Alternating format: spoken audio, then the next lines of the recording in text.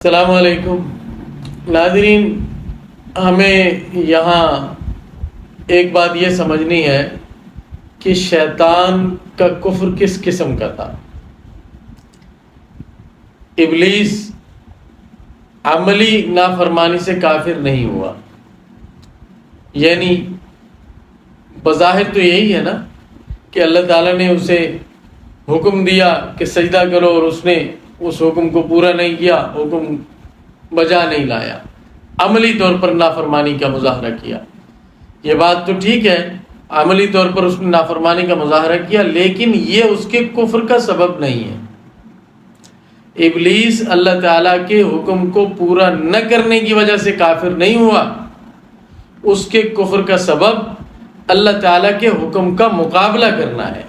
اس نے مقابلے میں اللہ تعالیٰ سے یہ کہا تھا کہ آپ مجھے حکم دے رہے ہیں کہ میں اس کو سجدہ کروں، یہ اس لائق نہیں ہے کہ میں اس کو سجدہ کروں، میں اس سے بہتر ہوں۔ قال انا خیر منہ، قرآن مجید میں دوسری جگہ آتا ہے کہ ابلیس نے کہا کہ میں اس سے بہتر ہوں، آپ نے مجھے آگ سے بنایا ہے، اس کو مٹی سے بنایا ہے، اور آگ مٹی سے بہتر ہوتی ہے نا، کیونکہ آگ میں روشنی ہے، مٹی میں اندھیرا ہے، آگ بلندی کی طرف جاتی ہے، مٹی پست ہے، اور دوسری چیزیں بھی، یعنی اس نے اللہ تعالیٰ کے حکم کا مقابلہ کیا ہے، یہ اس کے کفر کا سبب ہے۔ عملی طور پر حکم پورا نہ کرنا یہ نافرمانی ہے، فسق ہے، گناہ ہے، لیکن یہ کفر تک انسان کو یہ نہیں پہنچاتا، اور نہ ہی ابلیس اس وجہ سے کافر ہوا۔ یہاں ذرا رک کر ہم جائزہ لیں اس وقت اپنی حالت کا۔ کیا ایسا ہو نہیں گیا ہے؟ کیا یہ ایک روش نہیں چل پڑی کہ اللہ تعالیٰ کے حکم کے مقابلے میں لوگ اپنی رائے پیش کرتے ہیں اور اس طرح کہتے ہیں ہاں جی وہ تو ٹھیک ہے، اللہ رسول کا حکم تو ہے، لیکن یوں بھی تو ہے۔ بھئی لیکن کیا ہوتا ہے؟ جب حکم اللہ تعالیٰ کا آ گیا، تم مان رہے ہو کہ اللہ تعالیٰ کا حکم یوں ہی ہے، اللہ کے رسول کا حکم یوں ہی ہے، یہ مان رہے ہو، تو پھر یہ لیکن کیا معنی رکھتی ہے؟ لیکن کیا ہوا؟ شیطان بھی تو یہی کر رہا تھا، ابلیس نے یہی کیا کہ اللہ تعالیٰ کے حکم کے مقابلے میں اپنی عقل کو پیش کیا اور اس حکم کا معارضہ اور مقابلہ کرنے لگا، اور یہ کہنے لگا کہ اللہ تعالیٰ کے حکم کو پورا کرنے میں یوں ہے، اور جو میں دیکھ رہا ہوں اس میں یوں ہے، میرا پوائنٹ آف ویو یہ ہے، جس طرح آج کل کے اصطلاح میں کہا جاتا ہے کہ میرے نقطہ نظر سے یہ ہے۔ بھائی کون تم اور کیا تمہارا نقطہ نظر، اور کیا پدی اور کیا پدی کا شوربہ؟ جب اللہ اور اس کے رسول کا حکم آ جائے، اس کے مقابلے میں اپنی کسی رائے کا اظہار کرنا انسان کو کفر تک پہنچا دیتا ہے۔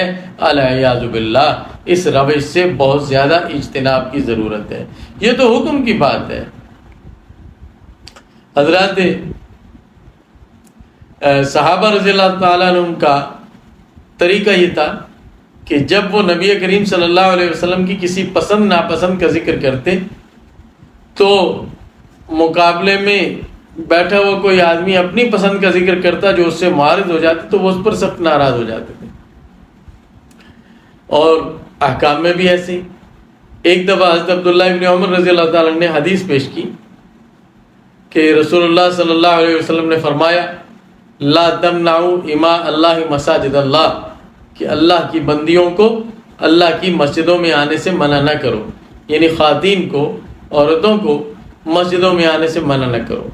ان کے ایک بیٹے تھے، وہ کہنے لگے جی ہم تو منع کریں گے۔ تو حضرت عبداللہ ابن عمر اتنے ناراض ہو گئے اور فرمایا کہ میں تمہیں رسول اللہ صلی اللہ علیہ وسلم کا فرمان سنا رہا ہوں، وہ فرما رہے ہیں کہ نہ روکو اور تم کہتے ہو ہم روکیں گے۔ اتنے ناراض ہو گئے کہ عمر بھر اس سے نہیں بولے، اپنے اس بیٹے سے۔ بات یہ ہے کہ ان حضرات نے دین کی حقیقت کو سمجھ لیا تھا، اور وہ سمجھتے تھے کہ اللہ اور اس کے رسول کے حکم کی حقیقت میں وقعت کیا ہے۔ حضرت امام حسن بصری رحمہ اللہ نے فرمایا کہ صحابہ کرام، حضرت امام حسن بصری نے رضی اللہ عنہ نے کبار تابعین میں سے ہیں، اکثر صحابہ کو دیکھا اور صحابہ کا بڑا زمانہ پایا، تو فرمانے لگے کہ صحابہ تم لوگوں سے زیادہ نمازیں پڑھنے والے اور روزے رکھنے والے اور تلاوت کرنے والے نہیں تھے، لیکن بات یہ ہے کہ وہ ایک چیز تھی جس کی وقعت ان کے دلوں میں بیٹھ گئی تھی، یعنی ایک قدر و قیمت تھی اسلام کی اور اس کے احکام کی، اور اللہ اس کے رسول کی ایک قدر تھی جو ان کے دلوں میں بیٹھ گئی تھی، جو تمہارے اندر نہیں ہے۔ تو یہی جو ابلیس کی روش ہے، اللہ تعالیٰ کے حکم کے مقابلے میں اپنی رائے پیش کرنا، یہ ابلیس کا جو کفر کا سبب ہے۔ یہ روش اب جیسے جیسے لوگ عقل پرست ہوتے جا رہے ہیں یہ بڑھتی چلی جا رہی ہے۔ اللہ تعالیٰ اپنی پناہ میں رکھے۔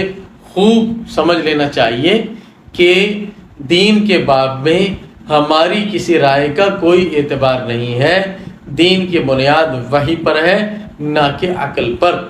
تو جب وحی کی ہدایت آ جائے تو اس کا معارضہ عقل سے کرنا ابلیس کا کام ہے، اور یہ انسان کو کفر تک پہنچا سکتا ہے۔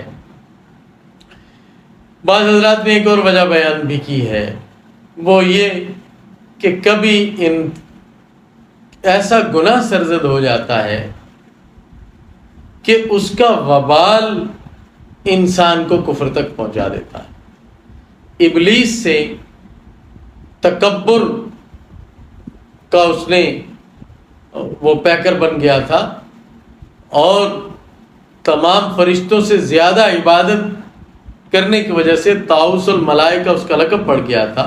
طاؤس مور کو کہتے ہیں، یعنی فرشتوں میں اس کی حیثیت وہ ہو گئی تھی فرشتوں کے مقابلے میں جیسے پرندوں میں مور کی حیثیت ہے، کہ وہ فرشتہ نہ ہو کر بھی گویا ایسا ایک رکھتا تھا مقام جو فرشتوں کو نصیب نہیں تھا اپنی عبادت کی وجہ سے۔ اس سے اس کے اندر تکبر پیدا ہو گیا تھا۔ اس تکبر کی نحوست یہ ہوئی کہ اللہ تعالیٰ کی تائید اس سے ہٹ گئی۔ تائید ربانی جب ہٹ جاتی ہے تو پھر بڑے بڑے پارسا، بڑے بڑے نیک اور بڑے بڑے بزرگ وہ پتہ ہی نہیں چلتا کہ کب بزرگی تو ایک طرف رہی، نیکی تو ایک طرف رہی، ایمان تک سلب ہو جاتا ہے اور انسان کفر کی حدود میں داخل ہو جاتا ہے۔ اللہ تعالیٰ اپنی پناہ میں رکھے۔ تو یہ دو چیزیں ہیں، ایک اللہ تعالیٰ کے حکم کا مقابلہ کرنا، اس کے معارضے و مقابلے میں بحث کرنا، اپنی رائے پیش کرنا، اپنی عقل پیش کرنا وحی کے مقابلے میں، ایک یہ، اور دوسرا اپنی نیکی پر اترانا اور تکبر کرنا، یا اپنی عقل پر اترانا اور تکبر کرنا۔ یہ دو چیزیں ہیں جو بربادی کا بڑا دروازہ ہے۔ اللہ تعالیٰ ان سے ہمیں اپنی پناہ عطا فرمائے۔ وآخر دعوانا ان الحمد للہ رب العالمین۔